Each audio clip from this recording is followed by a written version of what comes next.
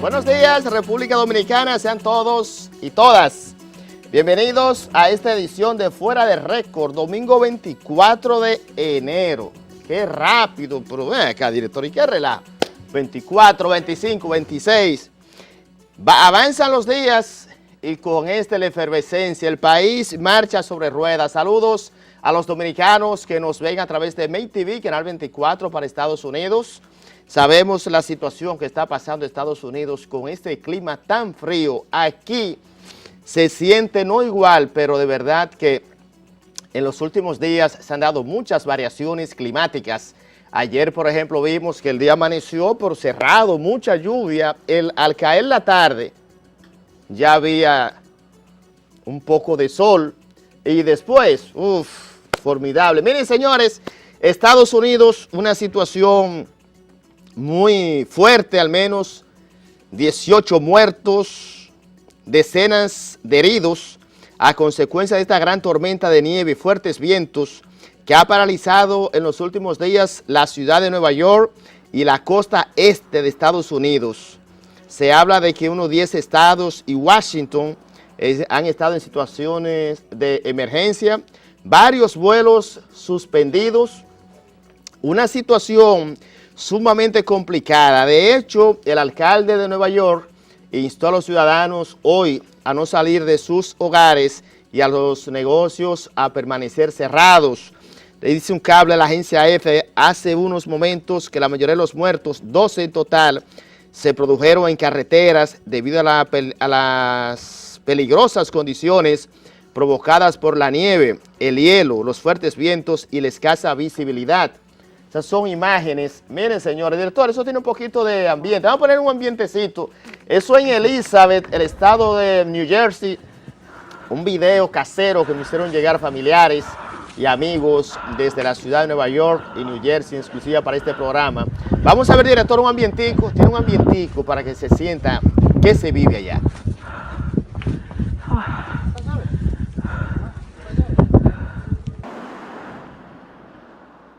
Entonces, dice este cable en estos momentos que entre los muertos un niño de 4 años que falleció al chocar el vehículo de emergencia en el que viajaba junto a su familia y otros niños y adultos.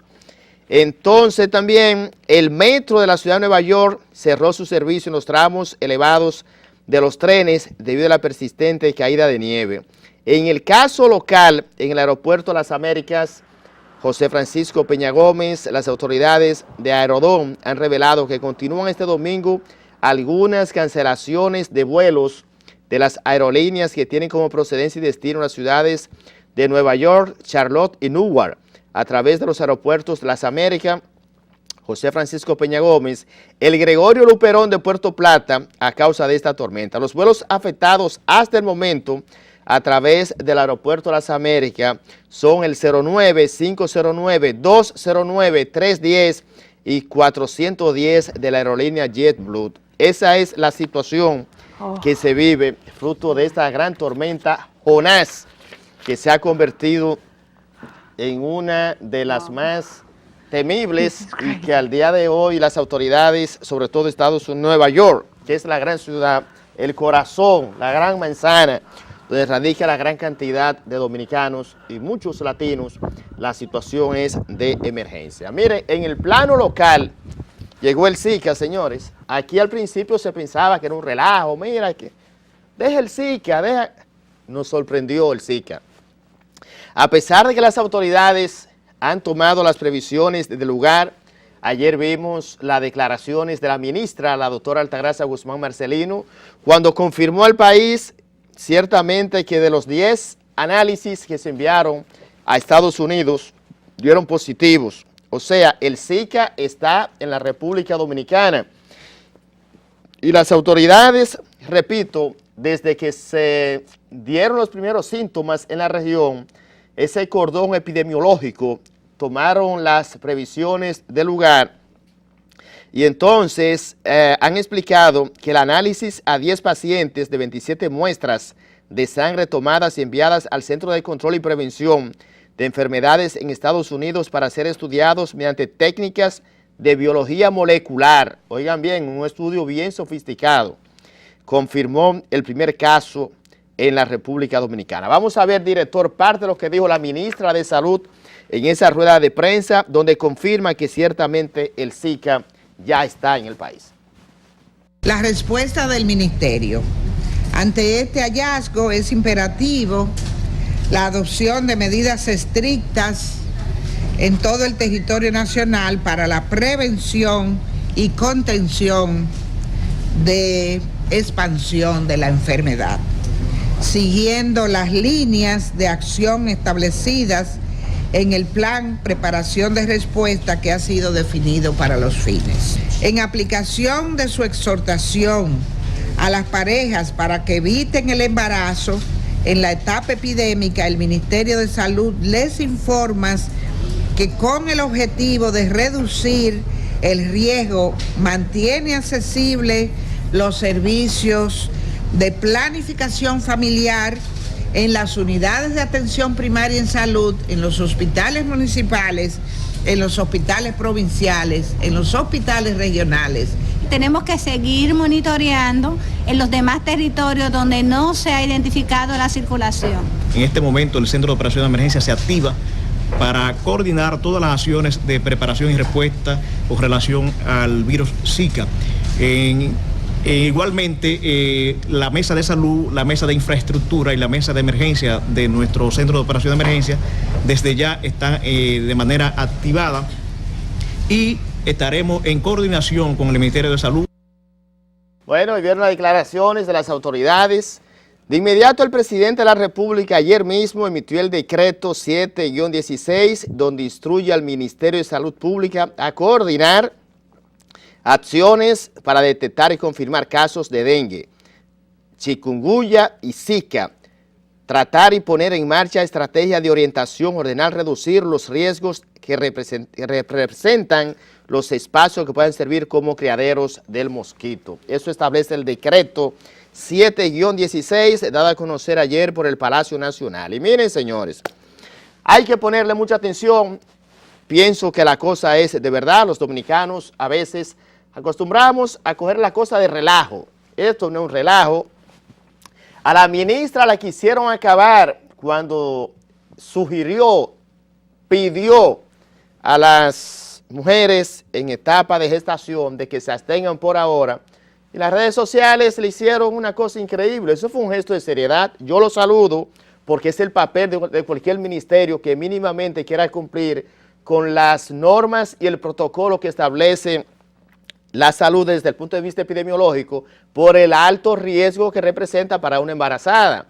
Comenzaron a relajar con eso y me sentí muy mal porque en los medios hay que llevar orientación y pienso que ese es el papel fundamental. Mal hubiese hecho el Ministerio de Salud y la propia ministra, quien por demás es pediatra de profesión, no orientar a la población en ese sentido porque la enfermedad no relaja. A la embarazada es un alto riesgo, ya hay casos en Brasil, en Centroamérica y Suramérica se han dado también muertes de embarazada, que son las que tienen la mayor cantidad de riesgo y la maldeformación que corre el niño a la hora de nacer. Miren, señores, hay una información que desde ayer quise confirmar, la confirmé y me llamó bastante la atención. En San Juan de la Maguana se ha dado una situación atípica. Presten mucha atención a esto, por favor. Un caso de un joven ingeniero de nombre Sandy Lorenzo.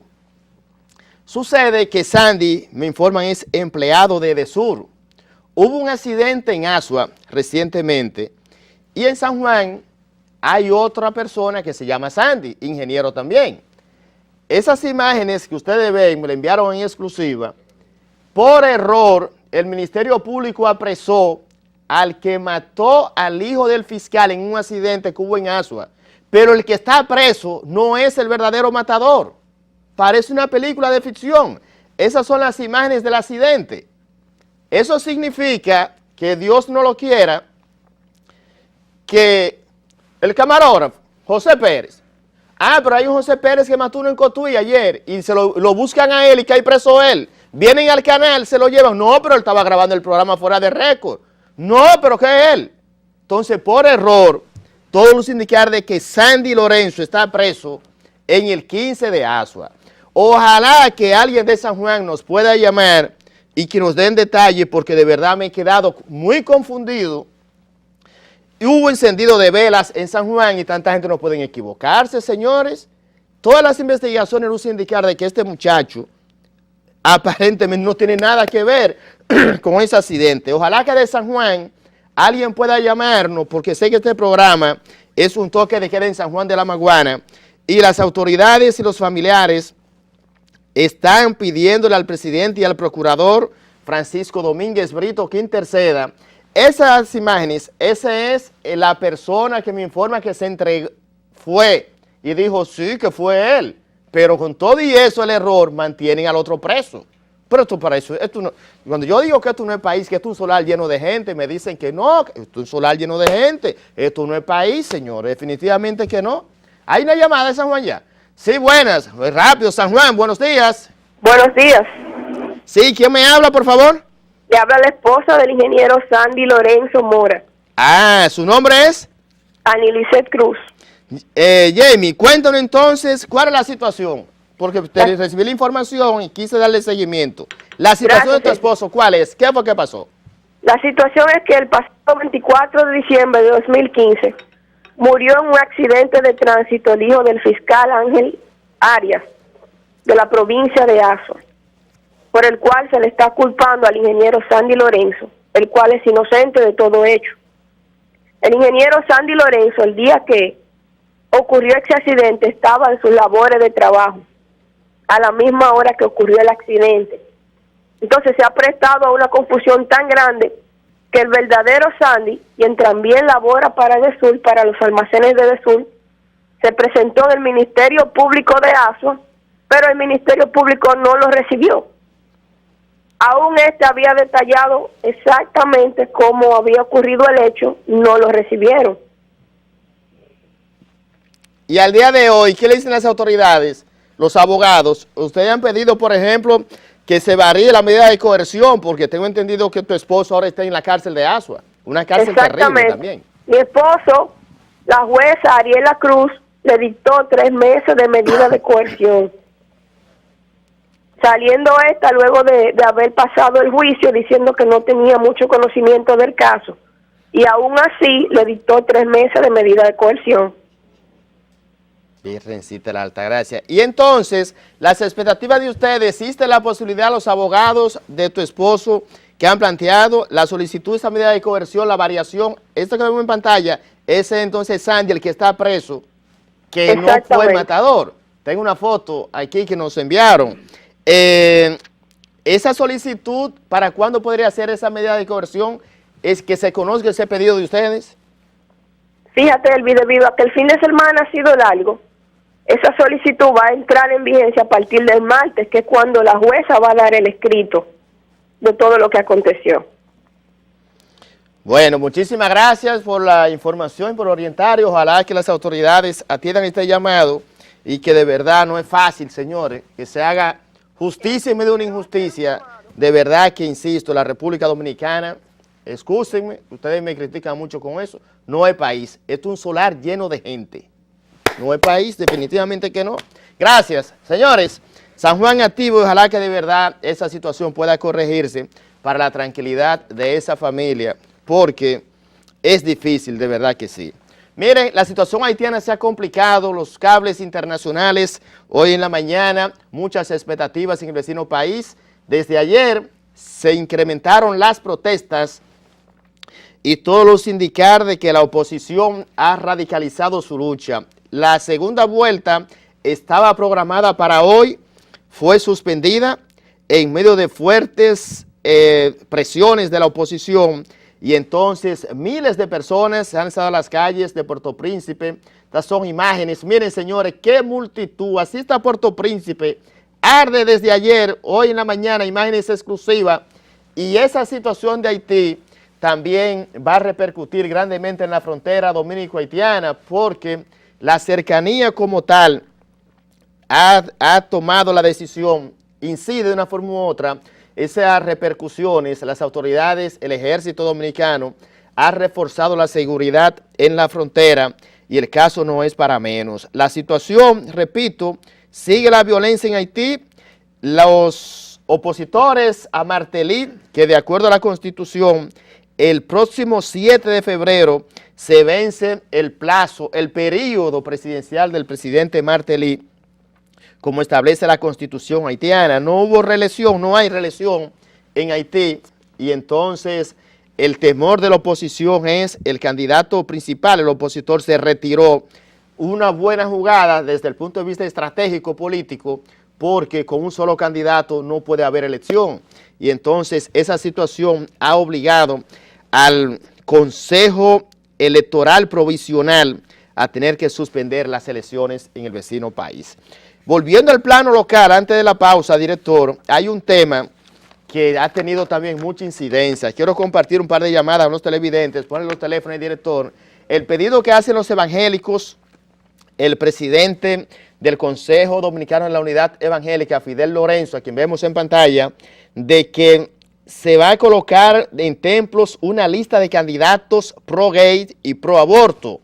Ha provocado esa situación muchas posiciones encontradas en los diferentes aspectos de la vida nacional, políticos, sociales, económicos, y en la propia Cámara de Diputados, porque los congresistas serían los más afectados.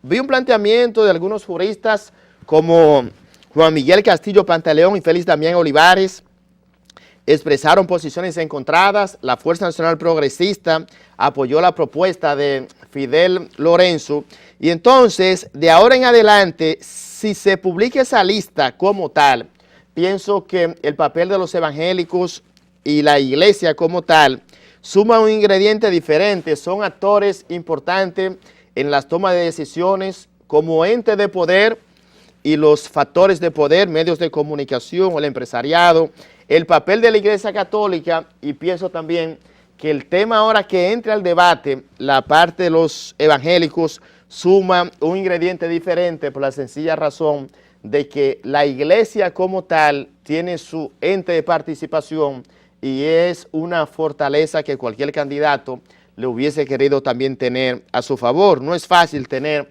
a las dos iglesias en contra a 14 semanas para las elecciones. Hay una llamada, ¿sí? Buenas. Hello. Buenas. Sí, mira, buenos días, hermano. Con relación al caso del amigo que está preso en la cárcel de Asua, sí, con relación al accidente de tránsito, ahí se dan muchas aristas, porque primero hay una confusión entre un ingeniero que trabaja en Edesur, que tienen el mismo nombre, pero se dan dos situaciones, hermano. Es importante hacer estos señalamientos. Lo primero, que si se trata de un accidente de tránsito, es ley 241.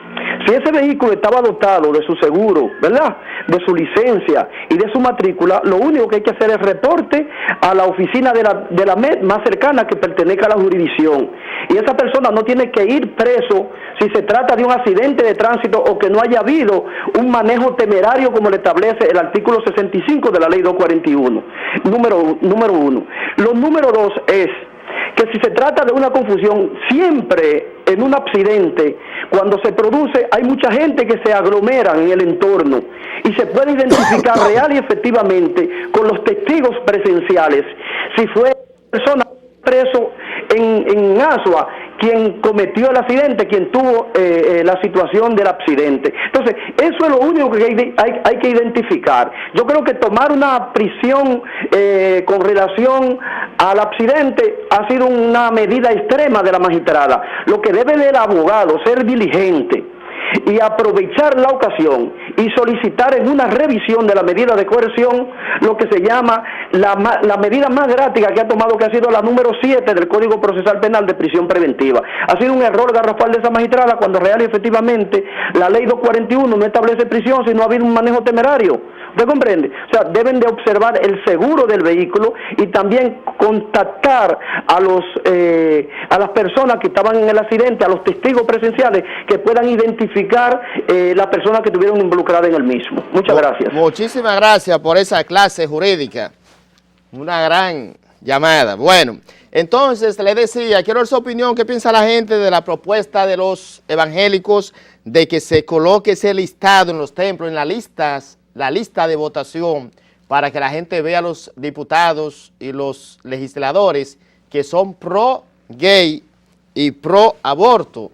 Ha desatado una gran conjetura, muchas posiciones encontradas, y entonces, ¿hasta qué punto el papel de las iglesias podría incidir en el voto del electorado, y hasta qué punto también los congresistas que han sido pro gay y pro aborto podrán entonces mantener su fortaleza en las diferentes comunidades? ¿Les afecta sí o no esa posición de la comunidad evangélica a los candidatos que verán acción en las elecciones ya de 14 semanas a 98 días hoy de las elecciones? Ya el país está en política. Entonces, director, vamos a ir a la pausa. Al regreso vamos a conversar con Daniel Pou, destacado politólogo, en este plato fuerte entrevista principal. No se mueva, cambiar de canal, eso es casi un delito federal, porque usted está en Fuera de Récord. Los dominicanos, recuerden, los de allá pueden escribirnos a través de fuera de récord 45@gmail.com. Vamos a la pausa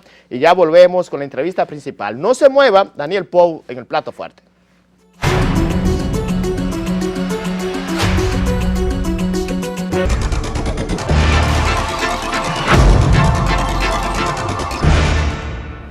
Estamos de vuelta en este plato fuerte, entrevista principal. Ya nos acompaña el politólogo Daniel Pou, con quien vamos a conversar. Buenos días, Daniel, bienvenidos nuevamente a Fuera de Récord.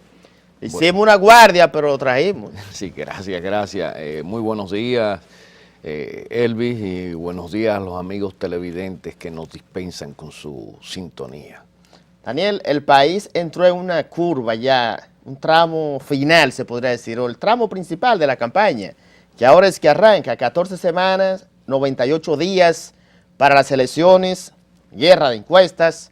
La mayoría dan a Danilo como virtual ganador, se habla de 57 en algunos escenarios, otras hablan de empate técnico. ¿Cómo usted vislumbra el panorama el día de hoy?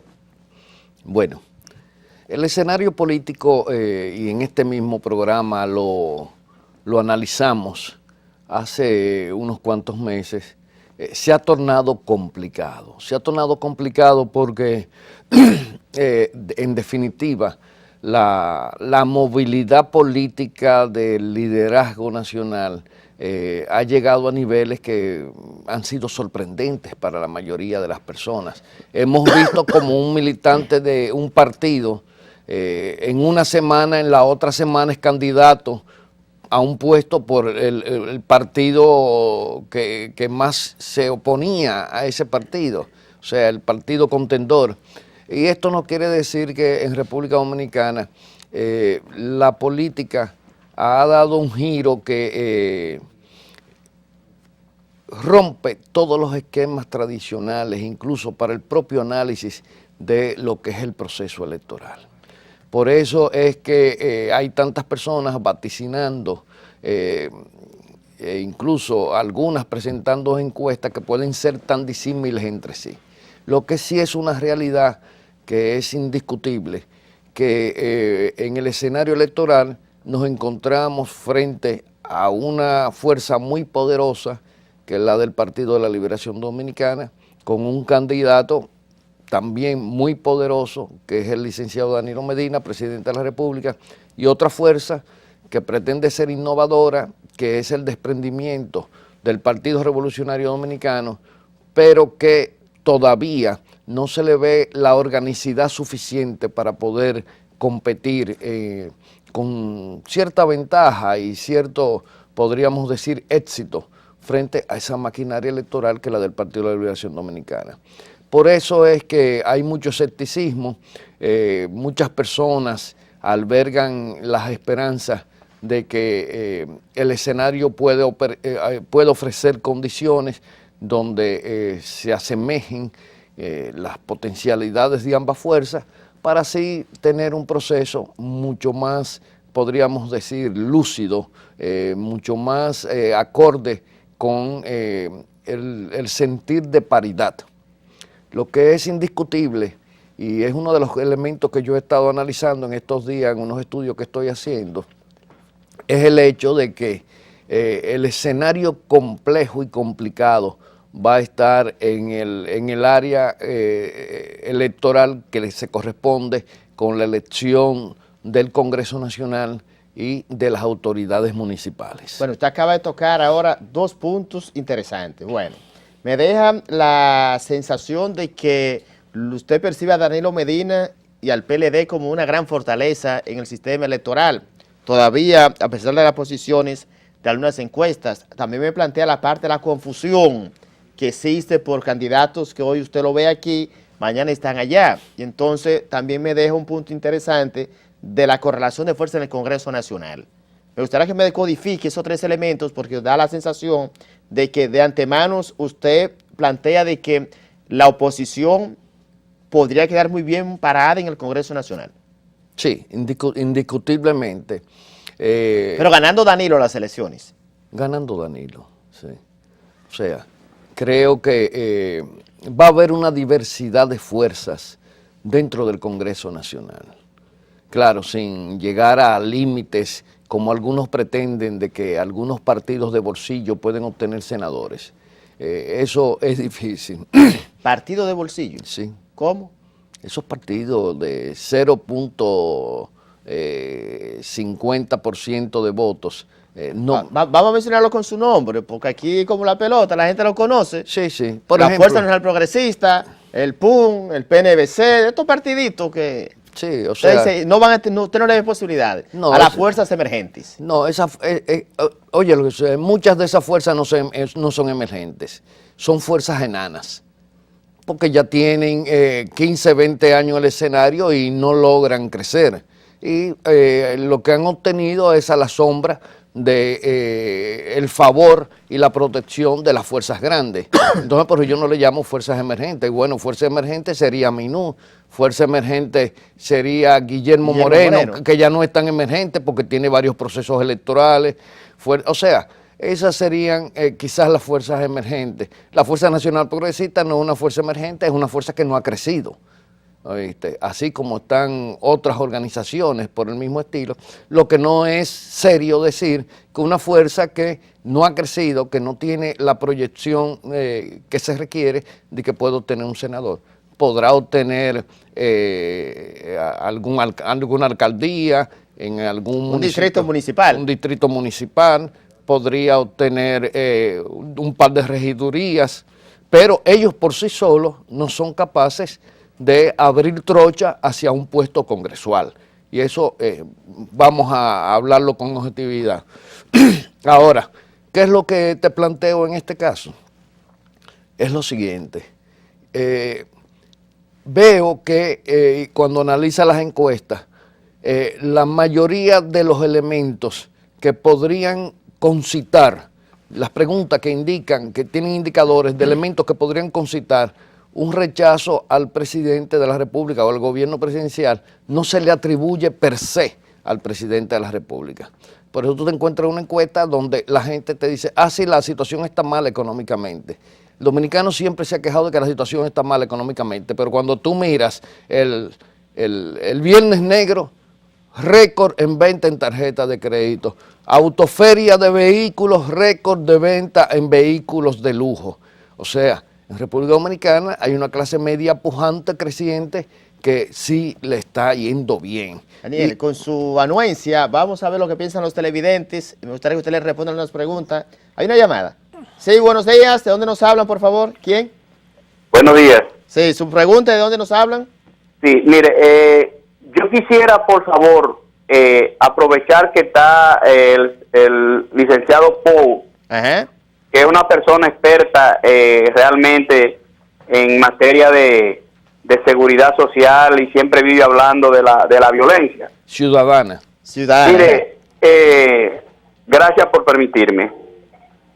Yo les quiero hacer un llamado al director de AME y sobre todo a una persona que siempre vive, que es el relacionador público de AME Pequeira, que merece todo mi respeto porque es una persona muy, muy afable y vive siempre defendiendo esa institución. Pero hay una situación que se está dando con unos agentes de AME de nombre Montero Boció y de un sargento ahí. Ellos están en la Núñez de Cáceres, entre Bolívar, entre la avenida Rómulo Betancourt y las Núñez de Cáceres, en ese predio ahí, y 27 de febrero. Sucede y acontece que yo paso por ahí en una ocasión. En este país no hay un ser humano que tire la primera piedra. Pero, de forma involuntaria o voluntaria. Su inquietud, ¿cuál es? Cometa un pequeño error. Pero eso no se debe llevar a lo personal. ¿Qué es lo que yo realmente le quiero llamar al director de AME? A que me invite Randy Casanova y a esos dos señores para ver qué es lo que ellos tienen ya en lo personal conmigo, porque cuando ellos ven mi vehículo que se va asomando por ahí, me paran sin ninguna justificación. Entonces lo que me plantean es discusión, y nosotros no estamos en discutir con nadie, mucho menos con las autoridades.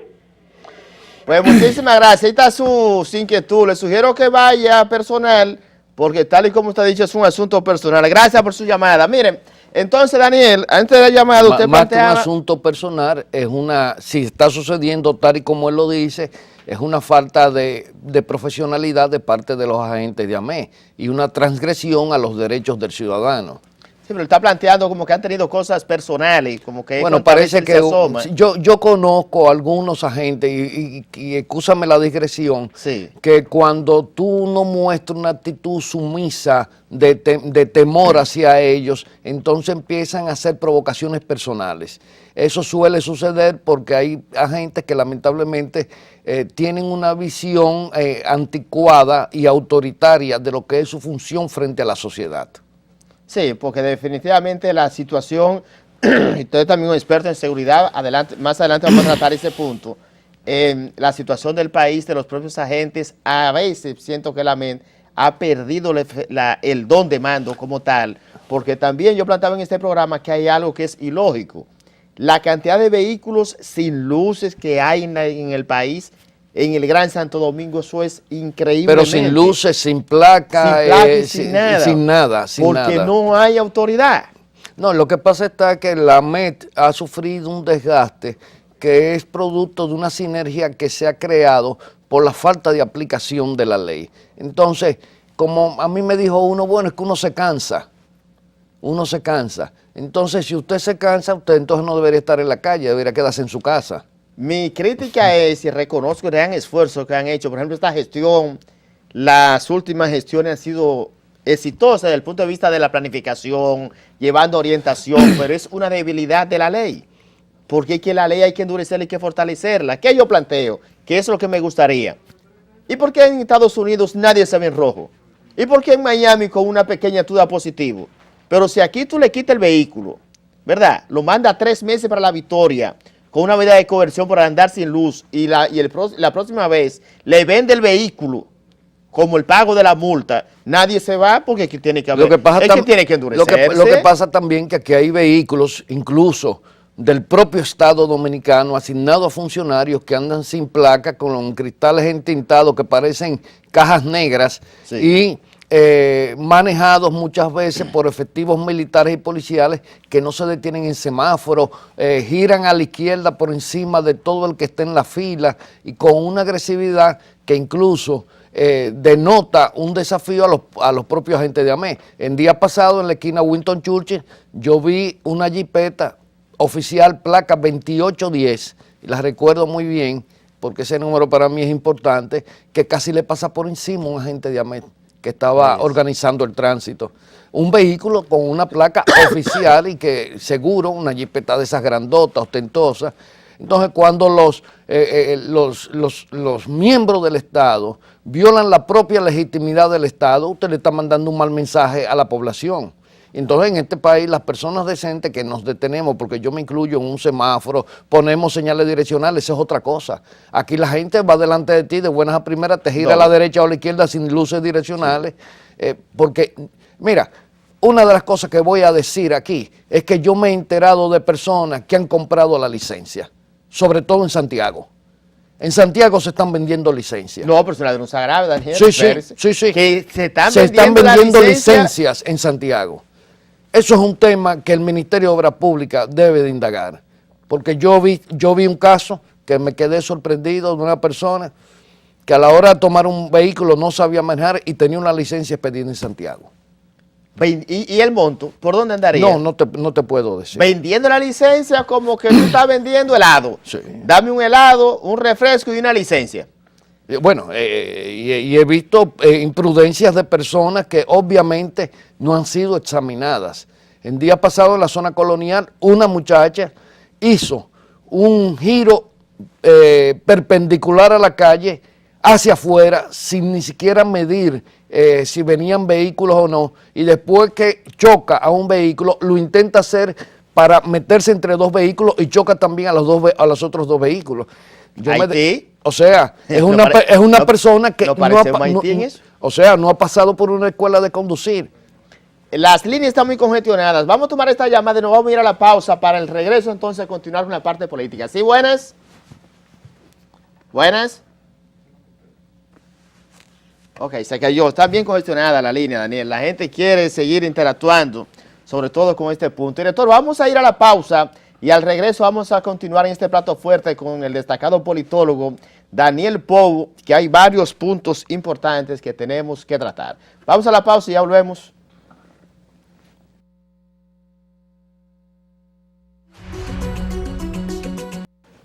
Continuamos en este plato fuerte conversando con el destacado politólogo Daniel Pou. Antes de la pausa y la llamada y todo lo que pasó, usted dejó el escenario ahí, muchas expectativas. El tema de que usted considera que ciertamente Danilo ganaría las elecciones, pero que la oposición podría quedar mejor valorada en el Congreso Nacional. Bueno, yo te voy a decir algo. Para mí, uno de los problemas que tiene el PLD es la repetición de muchos candidatos a puestos congresuales o congresionales y a puestos municipales. Creo que de ahí es que cojea la propuesta del PLD fundamentalmente, porque todo el mundo sabe que Danilo es un candidato con una poca tasa de rechazo, a pesar de haber sido presidente, porque incluso eso es un fenómeno bastante extraño que se da en este caso, y claro, el tema está que es posible que el voto rechazo en contra del PLD, el pararrayo sean los puestos congresionales y municipales. Ahí es que el PLD yo creo que podría sufrir un gran revés. Claro, todo depende de que la oposición elija personas con un perfil adecuado, potables y que impliquen alguna cierta frescura. Por el otro lado veo al PRM reeditando una serie de señores que fueron políticos hace 25 años, que ya prácticamente estaban en el olvido y pretenden relanzarlo. Creo que el PRM está perdiendo la oportunidad de oro de obtener puestos en el área congresional y en el área municipal haciendo esto. Pero en República Dominicana la lógica de la política desde los partidos no siempre es la lógica de la inteligencia. ¿Qué le parece esta situación? Se vislumbra un posible enfrentamiento PRD, PLD, la Liga Municipal Dominicana el próximo martes. Centro de atención, todos los indicar de que el PRD va a presentar a Nene Cabrera como candidato y las últimas horas podrían ser cruciales porque me informan de que el PLD estaría tratando de que Johnny Jones se retire la candidatura, pero entonces también podría traerle al presidente un poco de ruido, porque Johnny Jones viene de brincar rápidamente, de enfrentar al presidente, criticarlo y ahora parece como danilista. Entonces parece que eso no ha caído bien en algunos sectores del propio gobierno y del propio danilismo. ¿Hasta qué punto usted entiende que este tema de la Liga Municipal, que repito se define el próximo martes, pueda afectar la unidad entre PRD y esta alianza con el PLD?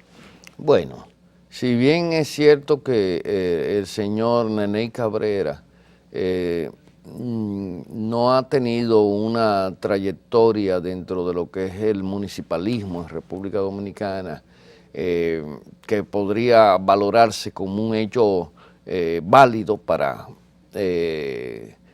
llevarlo a una posición de esta naturaleza, no es menos cierto que Johnny John, que tampoco tuvo esa trayectoria, llegó a la Liga Municipal Dominicana, ha desarrollado un trabajo que mucha gente me dice que ha sido bastante bueno, pero que por lo visto los acuerdos PLD y un sector y el PRD no han tratado elementos como para resolver situaciones de esa naturaleza. Mira, yo en términos particulares yo creo que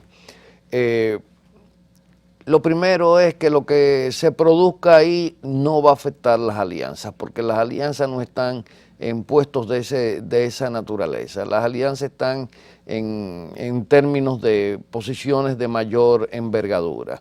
Y todo el mundo sabe los perfiles que tiene esa alianza. Ahora bien, quizás en un momento determinado el ingeniero Johnny Jones, podríamos decir, aventuró sus opiniones de manera desfavorable hacia el presidente Danilo Medina, sin saber que su permanencia y pertinencia política iba a depender del respaldo del sector reformista que está hoy en día hombro a hombro con el presidente Medina. Son errores que se cometen en política, pero en política hay que ser flexible. Y en política ese tipo de elementos no pueden tomarse como el punto de partida para consolidar o no una alianza. Creo que la postura del PLD, para que sea más democrática, será dejar al libre albedrío entre los ediles para que se sometan los dos candidatos y el que más concite simpatía pues triunfará.